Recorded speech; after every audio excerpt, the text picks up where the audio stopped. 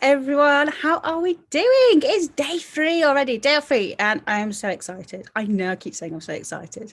It's because I'm passionate about it, really passionate about it. So we're on day 3. I am excited to share this stuff with you because it's a problem that people do struggle with. And there's a reason I struggle with it. It's because it hurts, absolutely hurts. So it's going to be talking about biting today. And why am I so passionate and excited to be sharing all this stuff with you? It's coming down to what my powerful why is, why I do this job, I want to help people with their puppies. I want to help people. You know that before you got your puppy, you'd have had like visions in your head, like a little bit of a goal of, I want to have a dog. I've got this vision of this dog in my life and what we're going to go to. We're going to go maybe to the for nice woodland walks, maybe go to the beach. I like going to the beach. I'm very jealous of you living so close to the beach. I would love to live next to the beach. But you have this vision of what you're going to do with it. And then your puppy comes home and you're like, my goodness, this is hard work as well. Yeah, because you've got this puppy that's biting your mouth and that vision's disappearing. So like, I can't ever imagine getting to that point at the moment. That is what I'm here to help you with. Yeah, I think we put a little bit of rose tinted glasses on before our puppies come with us, before our puppies come to live with us, to be honest.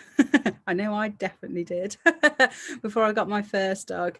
I just had like really nice visions of what we'd be doing together. And I was like, my goodness, this is a little bit hard work. It is just wanting to bite me all the time.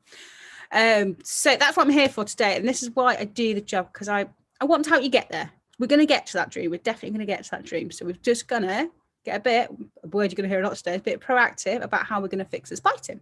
But before we get started, I'm getting carried away because I'm so excited. Pop down below where you're watching from today. I want to know where you're watching from. And as always, put your comments down below. Any comments, any questions, any worries. Like I said before, Yo and Michelle have created this awesome community for you guys. It's really nice, safe space for you to share all your concerns and worries and get the help that you need. Get the help you need. That's what we're absolutely here to do today. So if you've got that bitey, snappy puppy at home and you're like, actually, I could just do that extra little bit of guidance, but pop your questions down below, guys. Absolutely here to help.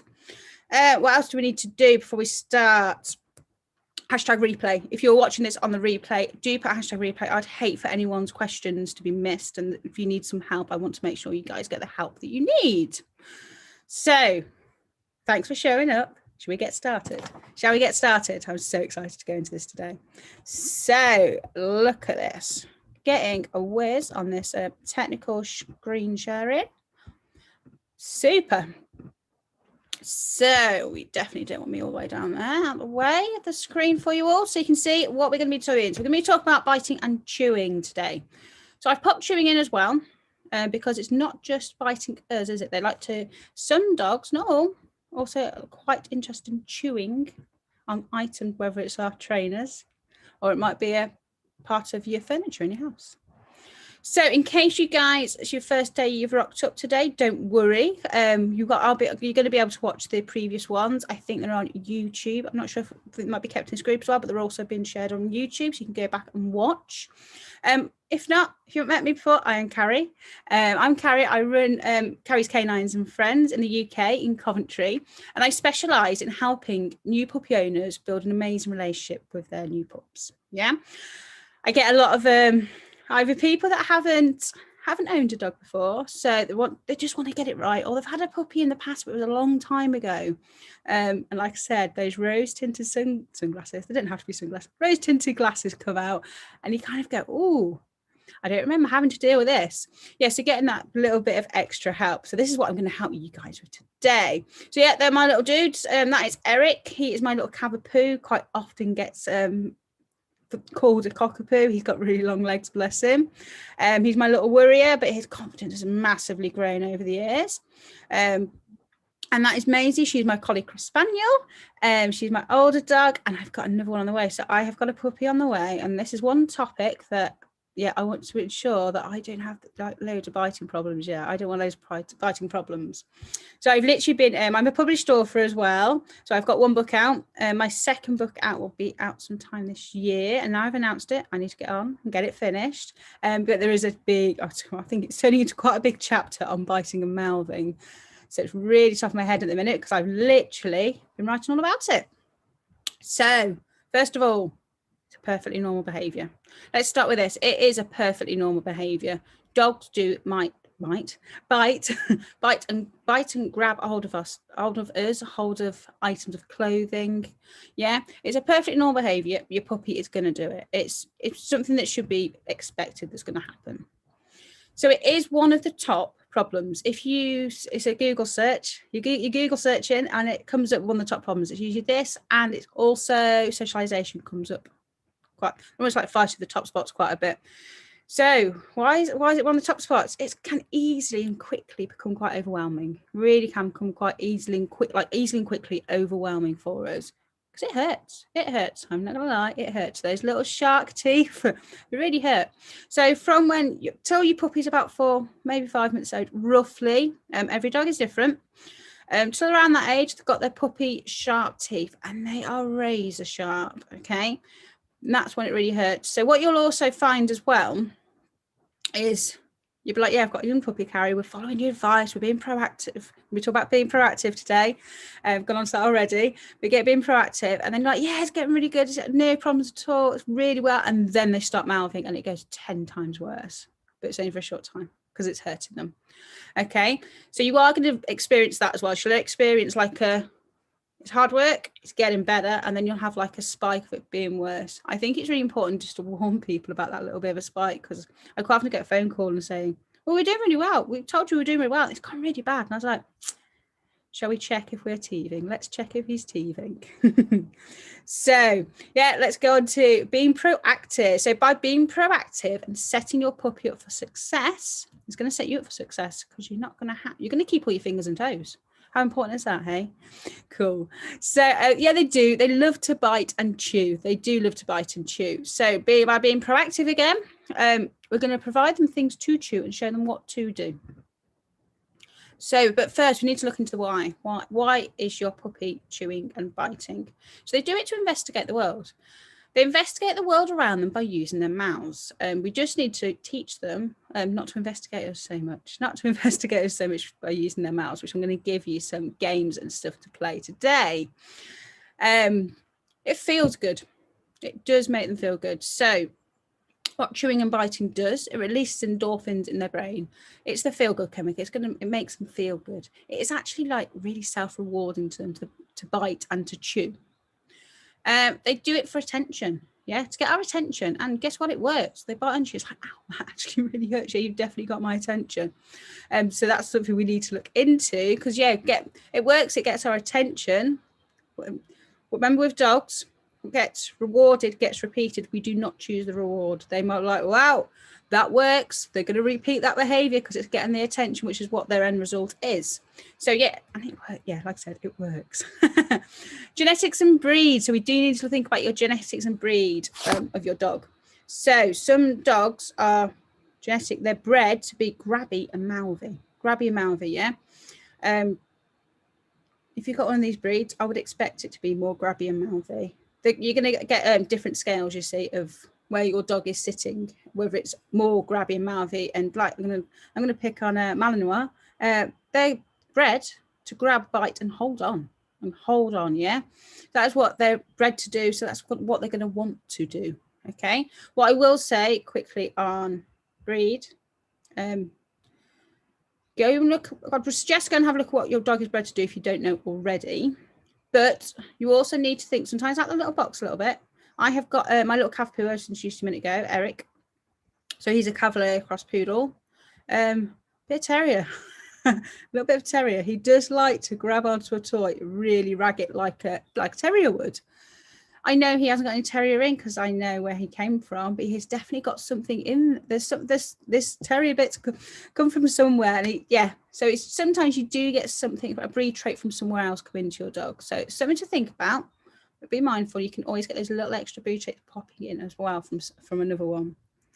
So next, where to start with your bitey mouthy puppy. So what I'd go a little bit further back. So what I would always suggest is to treat your new puppy as a new guest. So when you have a guest come to stay at your home, do you just invite them in and then it's done? Yeah, you're here for the weekend, enjoy. We're going to have great fun. But you don't. It's polite. You don't. You show them where they're going to be sleeping. You're going to show them where the bathroom is. You're going to show them where the kitchen is, so where they can eat, where they can drink. Yeah, you're going to give them a tour of your house when they come round. Show them where to put their bags, where they're going to keep their stuff. So why are we not doing this with our puppies as well? Yes, this is what I want you to start thinking about. Treating your puppy as a new guest. We need to show them. This is about being proactive, showing them what you want from them, showing where things are, and showing them where to do these things. For example, the toilet. Yeah. So showing them some rules, and showing them where stuff is. So numerous toys everywhere on the floor. So I'm going to say it doesn't really work. It's something I do see in clients' houses quite often when I go around. There'll be toys everywhere, and they're like, "Oh my goodness, Carrie, but look, I've got all the toys. I have all the toys, but they're not working. Why is my dog not going onto them? Yeah, I've got different toys." I was like, "Why is it not working, Carrie? We need some help. Why is it not working?" If I came round to your house for the next week, 2 weeks, with some cake, maybe different flavours cake every day, we're like, "This is awesome. Just bringing cake around every day. Super." I can almost guarantee by the time we're going into the second week, you'd be like, "Yeah, I'm a little bit done with cake. I definitely don't want lemon drizzle again. You've brought lemon drizzle around 4 times. Yeah, I'm definitely done with that one." Yeah, gets a bit boring. Yeah, gets a bit boring. Something that's always there is just less interesting. It's less interesting. Yeah. And the Weetabix I have for my breakfast. Yeah, not that interesting. Yeah, it's good for me. I quite enjoy it. It isn't something I'd go, "Oh, I'm hungry. What do I just fancy?" For me, it isn't something I'd be like, "Oh, yeah, I really fancy Weetabix." Yeah. So thinking about it that way. What I would suggest, you're going to have some toys out on the floor, rotate them. Rotate your toys. So if you've got kids in the house, it's a really good one for getting the kids to do. So getting your family involved in the dog training is really important, I think. Getting everyone involved, giving them different jobs to do. So what I'd do is get the kids involved if you've got children, get them swapping the toys every day. The puppy needs 3 new toys out of the toy box every single day. What you can do, by the time you get to day 4, you're going back to some of day 1 toys and mixing it with maybe a day 2 toy, and your puppy will think they've got new toys every single day. They don't remember. Although they do always have a favourite, don't they? There's usually one favourite a puppy has. It's usually a soft one, isn't it, that they sleep with. So rough play. Let's talk a little bit about rough play and why it isn't constructive. It isn't constructive because doing this makes these more bitey. Yeah, really rough play. Doing this and scruffing your dog up, your dog might not like it, for starters. Not all dogs like rough play. And this is where you need to get to know your new puppy and what sort of contact they enjoy. But it turns these into bitey things to bite. And if they don't like it, they'll be like, get off me, and they'll bite them even more. Yeah. You might think it's fun with some of them are doing, but a puppy might be like, "I'm really not enjoying this interaction at the moment. Just get off me." Yeah. So no rough play. I'm gonna say a little thing of, I wouldn't suggest doing rough play at all, to be honest. Not constructive. So no turning yourself into a squeaky toy. So I'm going to bring that one up straight away.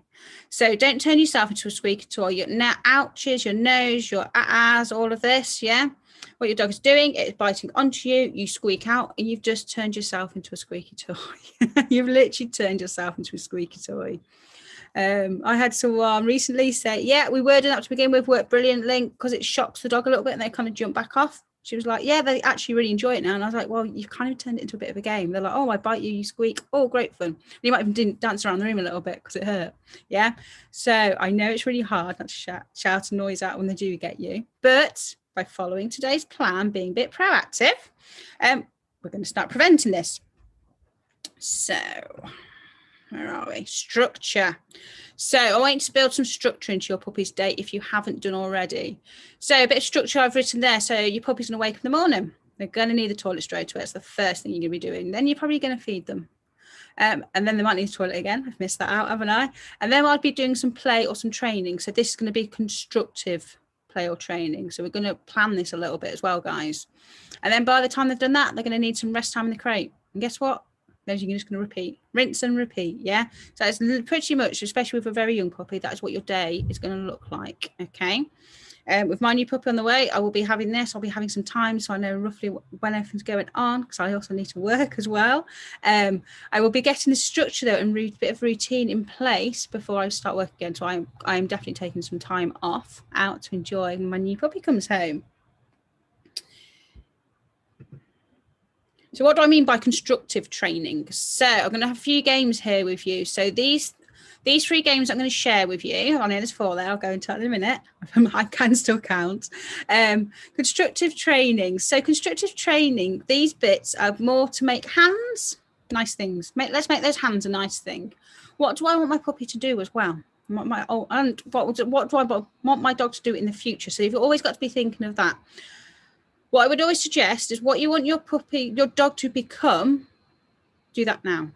If you're doing that now, that is the dog they will become. If you allow I'm going to jump into jumping up. If you allow your dog to jump up when they're a puppy, they're going to think it's acceptable to keep on doing it as they're older. As a puppy, it's cute. They don't come halfway up your leg, do they? Yeah, it's cute. It's easy to reach down to them, makes it a bit more convenient. But when that dog turns into my 7.5 stone dog that I used to own, no one wanted him jumping up at them. He was massive. He was a big dog.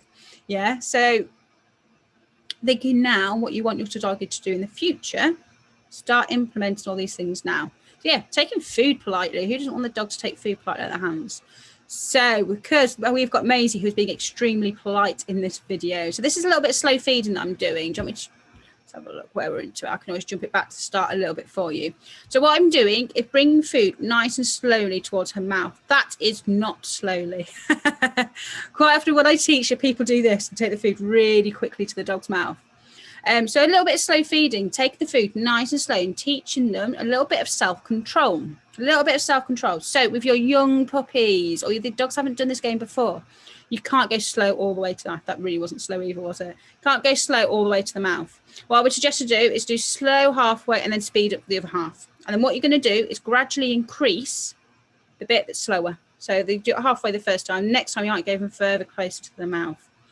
Anytime your dog jumps up, I know Maisie didn't do the video, she was being far too polite. Anytime your dog jumps up, whip the food behind you, behind your back, and then bring it back out again. You're teaching your dog, you're not having that unless you do what I want. So a little bit of rules in the game. 4 paws need to stay on the floor. 4 paws will need to stay on the floor for you to get the food, yeah? What should I do if my dog's struggling and they're not getting them, they're just getting frustrated, maybe getting a bit of barking or they're being acting a little bit silly?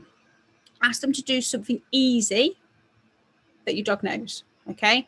I always say like a little bit of frustration's okay. They need to deal with like a little bit of frustration. A lot of frustration isn't. A little frustration for me would say going to the bus stop and missing the bus. Yeah. A lot of frustration going to the bus stop and be standing there 2 hours because the buses just aren't turning up. So yeah, I'd lose my patience a little bit there. So a little bit of frustration is okay. We've all got to deal with a little bit of frustration in our lives, and I think our dogs need to as well. But I wouldn't increase it to a lot of frustration. So a little bit of frustration, okay. Ask for something easy, then try again, guys. So a little bit of slow feeding.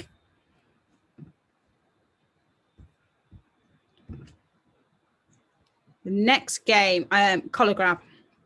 Can I reach out to my dog and hold onto their collar? So you see in the video, what I'm doing to start with is just put my hand right next to her nose. She is targeting it because she has got a hand target. But I've also taught this game as well. It makes it easier for you to put your dog's lead on at the end of a walk. Makes it so much easier, so much easier. But it teaches hand coming out towards my dog's face isn't for biting and nipping. It's for hand comes out to you, you get a piece of food afterwards. So what I want you to note here is my hand with the treat is always behind my back. So what I'm not doing is going, I've got a treat, I'm going to hold on to your collar, because all your dog will do is focus on the treat. So you want to get what you're after. So is will my hand go next to your head? Will they go next to your ear? Will you let me touch your collar? See, she moves out the way then, I just reset her. Okay. Just reset her by chucking a treat out. Yeah, not comfortable with that? That's absolutely fine. That is absolutely fine. You're having a conversation with your dog. Yeah, can I put my hand out to, you see she keeps targeting me, bless her. Hand out to your collar. Can I put my hand out to your harness? Can I put my finger through the collar? Treat afterwards. Every little bit of these stages, what you're going to do is put them towards your puppy's mouth, and then the treat always comes afterwards. Yeah, always comes afterwards. So you're teaching them hand coming towards you equals you're going to get food. Like I said, this is good for what we're discussing today with the biting and mouthing, but the other thing it's really good for is putting leads and stuff on end of walks. Yeah, hand again coming out towards you to put a lead on equals you're going to get a piece of food in a minute. I had this massively with 2 whippets that had a very good keep away game right at the end of the walk. I taught them collar grab, and within a week they were doing this and offering me, do you want my collar so I can have a treat? Yeah, of course you can. Of course you can. Yeah, again, this is just being proactive and setting yourselves, guys, all up for success. So the third game, I hope you're getting all these games in. So third game for today, what I'm going to show you is a hand touch. So teaching your dog to bump their nose onto your hand. Okay, again, it's turning your hands into a good thing rather than something to bite. So we're changing their, lost my word, but we're changing their association with when a hand comes towards me, not sure what's going to happen. We're changing when a hand comes towards me, we're going to get food. We're doing something. So this is the constructive training that I want you guys to start adding into your day. So this is a video of little Eric. So again, I'm presenting the hand, making it nice and easy for him, showing him exactly what I want. I'm going to show my hand in front of your nose. And as soon as you bump your nose onto it, I'm going to give you a treat. So hand goes out, yes, and then treat. So I'm marking him with a marker word, whether I think I usually use yes, or you can use good, whatever you usually use, guys, okay? Or if you use a clicker, use your clicker there. So present your hand. I would always say with this, if you watch how my hand is presented, it's on its side. Presenting that way for me is always asking for a paw. That one's asking for a nose bump. So being nice and clear to your dogs and your puppies is so important. So important. You want that conversation with them, again, this is the proactiveness, setting them up for success, making it nice and easy for them. Don't make things too complicated.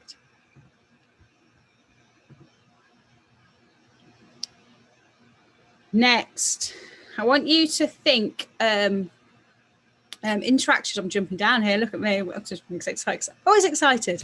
Interactions as a conversation with your dog. So you're going to have, when you're interacting with your dog, you've always got to think of it as like a conversation you're having. What I'll be doing with young puppies, like is in the video, nice gentle strokes. So none of the, remember we said none of the rough play. Nice gentle strokes, almost like a little bit of a massage for them. And also picking your moments. Yeah, picking your moments. So they've just woken up out of their crate. Do you think they want to snuggle up next to you on the sofa and have some gentle stroking? No, they're wide awake. They've been in their crate all night or their pen, and they're wide awake. They're ready to go. So they're not going to want to sit next to you on the sofa and have like a little morning cuddle. Yeah, they've got some energy. Yeah, so this is where you're going to be proactive, constructive in your day, and thinking about what does my puppy need at that point in the day. So you'll be building your bond, doing all these sort of things as well. Yeah, building your bond, building your relationship, which is really important, which these gentle strokes and stuff will do.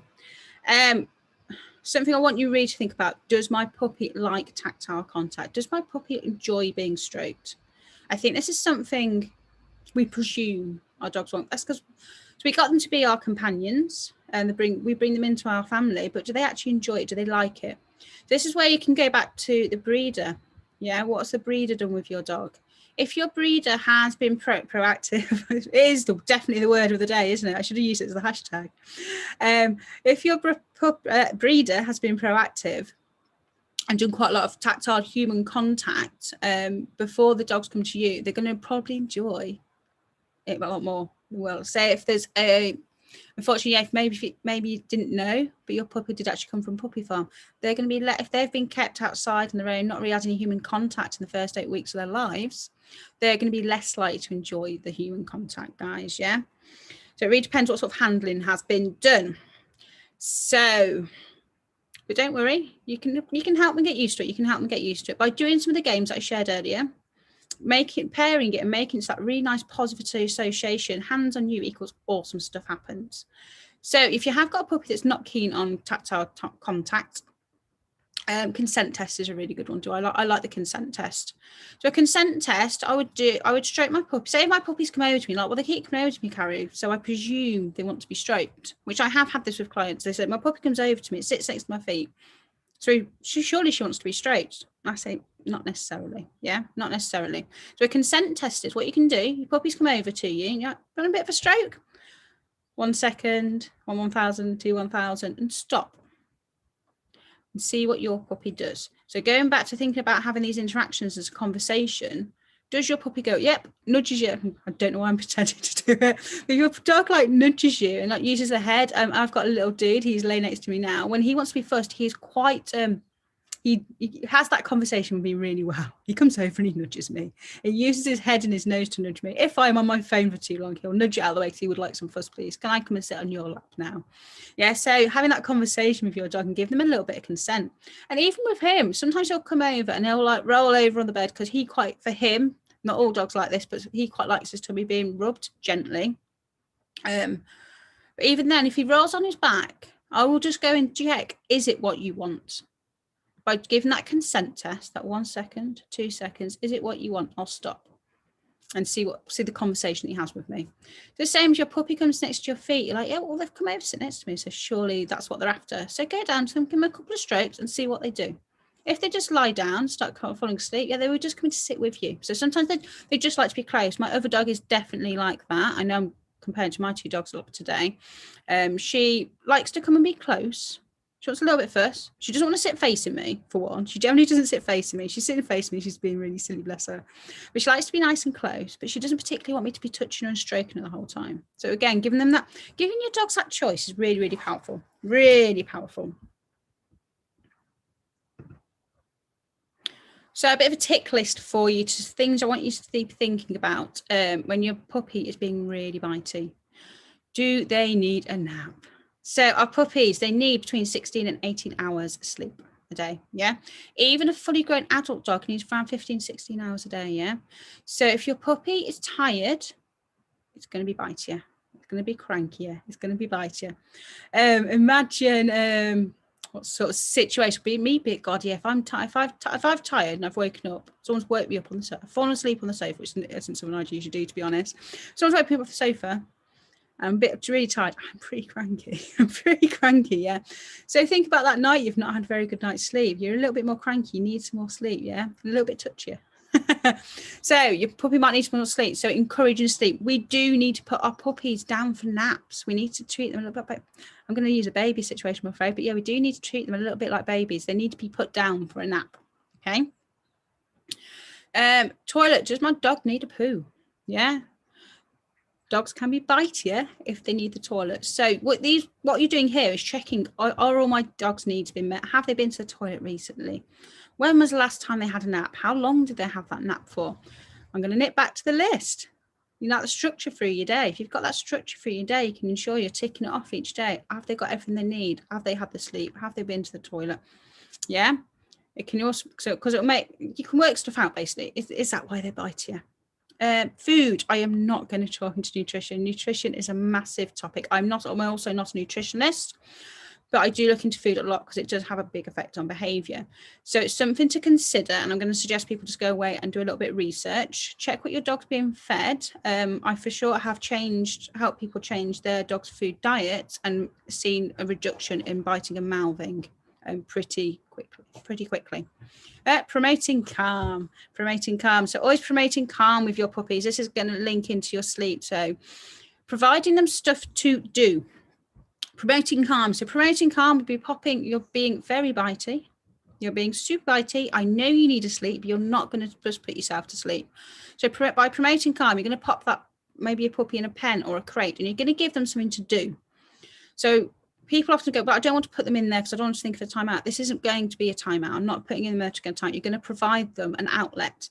So an outlet, something to do, is something to chew on. So I've got a list of things here. So natural chews is something you can provide for them.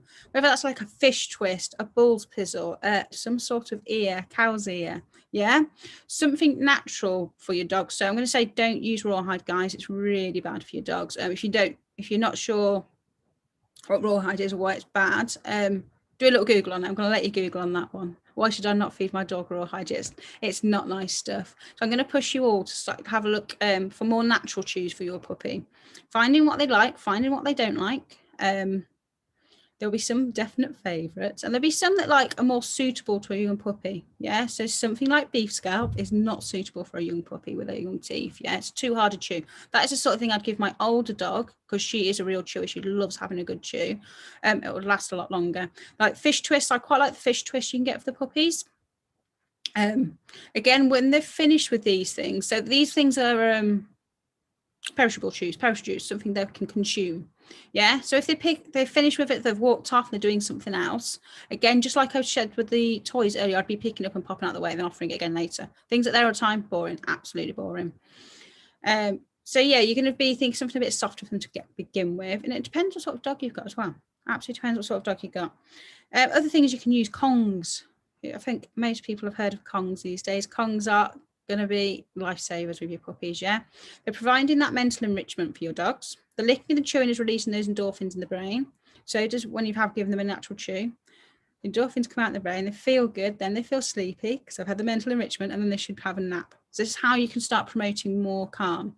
So if your dog has had 2 Kongs that day, just reduce some of their mealtime food, guys. I don't want any fat puppies, please. No fat puppies, okay? Chews and stuff are such a massive help. Massive help with your puppies. So providing the natural outlet for your puppy to chew. And this is where I'm going on to chewing a little bit. Like I said, I wanted to nip into it slightly. If you're providing your dog with something to chew, it's going to save your furniture and your shoes. So management, putting stuff out the way, keeping an eye on your puppy all the time for chewing, but also providing them an outlet. Provide your puppies an outlet, something to do.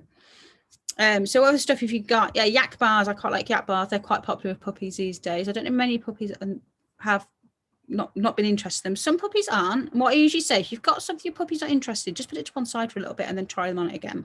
Antlers, quite like puppy antlers. Split antlers are my favorite ones at the minute. So if you've got a dog that's going to be potentially an aggressive chew, it's probably not a good one for them yet. They can potentially crack teeth. So if I've got more of an aggressive chewer, it's not something I would be using. I'd always keep an eye on them when they've got antlers as well. You can get like wooden root chews as well. Definitely was conned with one of those years ago. I bought one for Maisie and I was like, it's £8, but you know, if she uses it, I don't mind if you're using it. Yeah. Absolutely no interest. Absolutely no interest. I was like, well, that was a waste of money then. Definitely got conned. But actually, going back to it now, think about it now, Eric absolutely loved it. And he was a real chewer in the house. Absolute little monster of chewing stuff. You'd be sat there and he'd look up above him. Okay, there's a table there. And lift his head up and start chewing at the table. And I'd be sat there going, seriously, I'm literally watching you. Didn't care. Did not care. Not a care in the world, bless him, when he was a puppy. He's just like, I'm just going to do this. So because he was literally going for that type of like material, I was like, I know what I've got. That toy that never got touched when Mace was a puppy. I got the wooden root out, and that was one of his favourite things to chew on as a puppy. So sometimes as well, matching what your puppy, if you're finding your puppy is finding something in your house they're persistently going back to, I always suggest to match what they're going to. Always match what they're going to. So if I was sat with a client once and the puppy went to the shed to chew on the shed, they were like, oh, he's never done that before. I was like, go buy that, get that wooden chew out that he hasn't touched yet. And he straight away switched happily onto the wooden chew that we provided him. So why can you buy wooden chew roots? They don't splinter is the reason. They don't splinter, which is why I suggest them. Zoomies. So when you've got that dog that is charging around the house, launching itself, maybe at your bottom, launch themselves at your bottom, biting, and it's being hard work. This is again when I'm going to go back to your structure. They quite often do it at a similar time each evening, 6-7 o'clock, yeah. Usually around that time, most puppies. So you can always predict when it's coming. So when you can predict these things are starting to come, I want you to be proactive. Yeah, I want you to start being proactive and going, Zoomy time is coming very soon. Let's get some of the dinner ready. We're going to have some dinner ready and we're going to do a little bit of training. We're going to have a go at that slow feeding. So what you're going to do is channel all that energy from Zoomies into something else. It's very cute to watch and quite funny, but then you're like, quite quickly, you're like, actually, yeah, I really can't have my dog doing this behavior. I really can't have them. So what you can do is start channeling that to something else, okay? Because that is one of the times I do get clients say, yeah, they literally don't, my puppy doesn't like me. That is one I get, actually. I do get, my puppy doesn't like me. I'm like, it's not they don't like me, they're just struggling to control themselves. We just need to channel that energy somewhere else. So another one, ideally go in with a toy first. This is, again, I'm getting you to be proactive, guys. I want you to be proactive with this. Rather than going, oh, my dog's latched onto me, I'll get a toy, we'll swap it. So yeah, like swapping them onto a toy is great. But if you can get in there first and being proactive and going, right, I've got a toy for us to play with straight away. Again, you're showing them what you want them to do. Showing them what you want them to do. Checking. I've covered everything because it's quite a lot. I've got a big topic, isn't it? A little note for you. So fill their day with constructive stuff to do. Yeah. Make that list on your phone and a notepad, wherever you want to make it, but make it a bit more constructive of how their day is going to look. It will make your life so much easier. Promise. Be kind and be fair with your puppy. So what I want you to start doing is thinking about the interactions you're having with your puppy throughout the day. So what I would love you guys to aim for, 80% of positive interactions and 20% or preferably less of negative ones. So your negative ones could be the ouching and what you might have been doing already, like, well, we're going to stop doing that. The positive interactions are having fun with your puppy, building your bond, building your relationship, playing a game of tuggy, doing some trainings. It's all the time. This stuff is putting that money into that relationship bank account. We tend to focus on the negatives. So what I want you to do, that is that word again, be proactive, spin it on his head. So we tend to focus on the bad stuff. So what I want you to do is, rather than think, I don't like my puppy doing that, what would you like them to do instead? And then we're not doing jumping up stuff, come to jumping up again, haven't I? If your dog is a jumper upper, we've got a jumper upper, but I don't like my dog jumping up. Can we fix it? What would you like them to do instead of jumping up? A sit's a nice, what we call an incompatible behaviour. So they're already in a sit, they can't jump up. So I'd teach my puppy, a sit instead of a jump up. So if you're like, yeah, I get that, Carrie, completely get that, but I don't know what I want my dog to do instead. Ask. This is why you're here, guys. This is why you're here, yeah? Make use of me and the other trainers that you've got access to in here. My final bit of a note, don't tap their nose, please, or use water sprays. Tapping the nose can create a hand-shy puppy. A hand-shy puppy is a liability and is going to create some long-term issues. We want hands going towards our dogs to be equal good stuff, yeah? We don't want hands going towards them and being a bad stuff and then turning around and biting and nipping at you. A nip, if you keep doing this, can potentially turn into a bite. Yeah. A child suddenly grabbing out to your dog when you're walking down the road that doesn't know your dog, that could potentially turn into a bite. So for me, it's something I'm passionate about. No tapping on the nose, no water spray. So no water spray. I'm going to tell you a little story about my first dog, Ty. So this is what I got told to do. This is one of the reasons I became a dog trainer. These sort of things I've been given, and I was just like, these just don't feel right. But at the same time, it works. She's like, Carrie, why not use it? It works. It's not the kind of working that I'd like. Yeah. So I had, for people in the UK will know what a fruit shoot bottle is. It's like a little drinks bottle you get like a kid's drinking. So I used to fill that back up with water. Didn't use water gun. I was like, I've got this little bottle. I'll put some water in that. Sprayed him a couple of times. Yeah, it worked. It technically, like I was saying, this is before I was a dog trainer. This is what a dog trainer came to me and told me to do. Spray him in the face with water. He doesn't like that. It'll fix your problem. Yeah, it did fix the problem. You stopped doing it. But what it created was like a bit of broken relationship with me and my dog. All I had to do was pick this bottle up. I'd pick this bottle up and he'd look at me. He would drop his head. So think about body signals we've been talking about. Drop his head, drop his eyes, drop to the floor and crawl to me. To me, that is, it breaks my heart even talking about it now. It really breaks my heart. That bit of relationship was broken with us, wasn't it? It wasn't nice. I got my dogs to be my friends, my companions, my partner in crime, yeah? To do lovely, great stuff together, have this awesome bond. But every time I picked that fruit shoot bottle up, it was breaking that relationship. It was taking money out of that relationship bank account and him not trusting me, yeah? I want my dogs to trust me and have the best time with them. So instead of you guys doing that, and that advice that I unfortunately got before I learned better ways, you're going to have a go at the stuff that I shared with you today. So today's goal, today's challenge. So there's that word again, be proactive rather than reactive. So start thinking about the stuff you want, going in there with a plan rather than going, they're biting, what do I do? How do I get them off me? It's really hurting.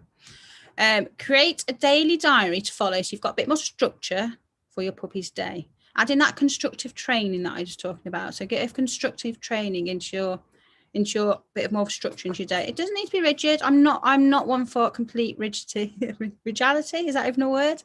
I'm not a completely rigid person. I'm pretty flexible. But having a bit of putting some sort of structure will help you be proactive, and it'll just give you, if it's written, for me, I know everyone learns different ways. For me, something written down, if I write it down once, that's it. It's quite in my head. So thinking about the way you learn the best and how you can go, right, how can I remember to do these little things? Whether it's a toy ready on the side. I'm going to come down the stairs. What I'm going to do first, I'm going to let them out for a wee, but maybe it's next to the back door. Let them out for a wee. When we come back in, I know we like to have place. So I'm going to place a toy next to the back door every night before I go to bed. That'll be something like a trigger for what you're going to do. So what I'd love you to do is you can share in the group a screenshot of what your daily diary, your constructive training is going to start looking like. Or do me a video of you having a go with the games. I'd love to see you having a go with the games. Yep. And share it in the group. Share it in the group for me, guys. Hashtag today, bite control. We should have been hashtag proactive, shouldn't we? Should have been hashtag proactive. So that's it for today. So do pop your questions, comments, worries, concerns. Maybe you've had something you've tried. You know, I've tried this. How can I flip it on its head? How can I flip it on its head? Pop it down below, guys. I'm here to help. And as always, little gift each day is if you want to book a free discovery call with me, if you want to have a chat with me, please book. I will drop again the link below for you. If you want to book a discovery call with me and have a chat and see and get some further help and get it right with your puppies, please do. So thank you for taking time out of your day and listening to me. I hope you've taken some little nuggets of information away. You're going to be proactive for me, and have a go with your puppies and let me know over the next few days if you're starting to get some changes. Yeah, if you're starting to get changes. So, thing on dog training, every dog is different. I think I talked about this before. Every dog is different. So, what one thing that works one dog won't work for the next. So, you might try some stuff. Go, that's not quite working for me. Have you got any other suggestions? Make use. I'm in here. I'm going to be popping in and out of here all week. Keeping an eye on you guys, answering any questions, giving you any help that you need. Cool. I'm going to go. So don't forget to do your sharing in the group, guys. And I will see you all tomorrow for day 4. Cool. See you all later. Bye-bye.